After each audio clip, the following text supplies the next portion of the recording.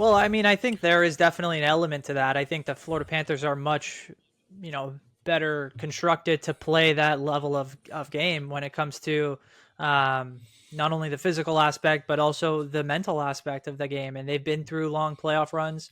We know the Lightning have as well, but not necessarily this group of players. Maybe more so just their top end guys.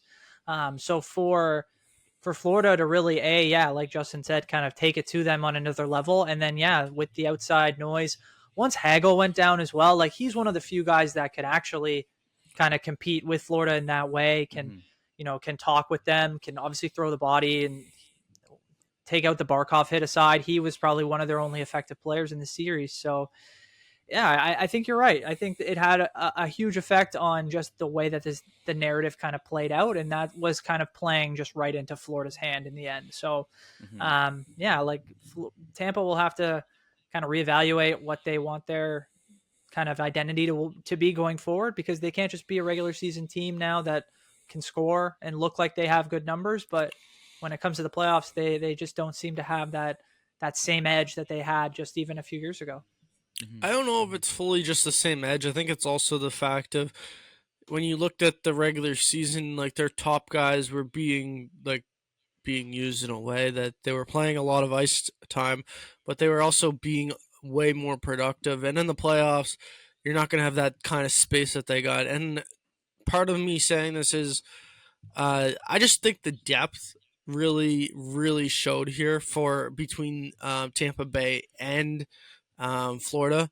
Like the Tampa Bay fourth line is nothing compared to Nico Stern and Evan Rodriguez being on your fourth line, and it was evident in this series. Like you could see it at multiple times where just the Florida Panthers rolling four lines over and over, just being able to do that and not have to worry about matchups and being able to trust their guys on certain situations.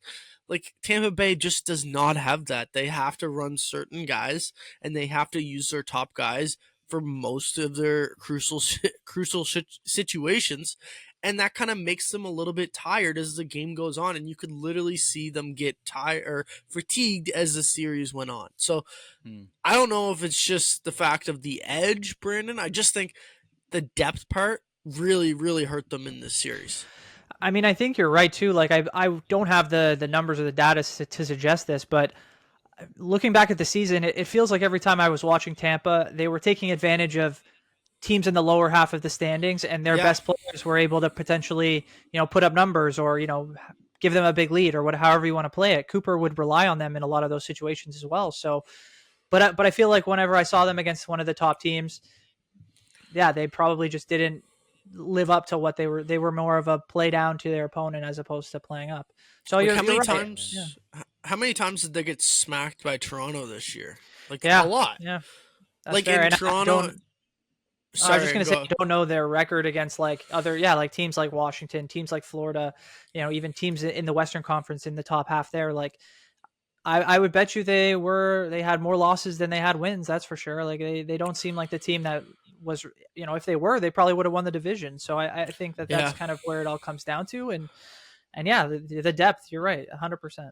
That's what it comes I down don't to. know where I struggle to understand where all the hype came from them, or like where everyone like kind of thought, okay, this Tampa Bay team is another level ahead of the Florida Panthers. Like I just like you know how like in the draft, like every single draft, like I said, like there's a player that usually goes from draft day that's like ranked 30th, and then he goes in the top 10. You just hear a buzz about him the whole day. Like Tampa Bay kind of felt like the team that wasn't the best team, but then like as like the season went on, and as the more we got closer to the playoffs, everyone just started buying the hype more and more on Tampa Bay, and Mm-hmm. I didn't see where the hype was actually coming from because of the roster that was constructed, other than potentially Andre Vasilevsky playing out of his world again and stealing a series for them. I just like when you match them up against Florida, you just don't have the same two teams, and that's not a the Battle of Florida is just not the same anymore. It's been totally flipped upside down. Florida is the more dominant team. It's not even close anymore. it's never really been a battle. Like it's funny. I brought this up briefly on our hockey show with Christian and Dave. Like it's exciting to see them play each other, but they've played each other now, I think 4 or 5 times within the past 5 seasons. Like the two teams in Florida have played each other in the playoffs pretty consistently. And I think there was only once out of those 4 or 5 times that the series went to 6 games. It's either been done via sweep, one of the Yeah. two teams, or in 5. And I don't know if that's just the changing of the guards. You'd figure like if Florida's on the rise and Tampa's on the fall, that at some point they'd meet in the middle. There'd be a little bit more of an entertaining series, but there hasn't been. And I don't know if that's a product of like a Saturday afternoon game for game 3. I don't know if it's a late start for like this is the last series of the 8 to start, but I don't necessarily think that because there was so much hatred in all of the hits and the coaches back and forth comments that we mentioned. But it just hasn't felt like there has been enough juice to where there was a lot of hype and it didn't really live up to potential there. Well, I actually think you can trace this back, and Justin might agree with me on this. You can, I think, trace this all back to the Matthew Tkachuk trade. As soon as they got him, they flipped with Tampa, it felt like, where Tampa was more the playoff hardened team who was winning cups, and they looked really good. And Florida was winning Eastern Conference titles. They were doing really well in the regular season.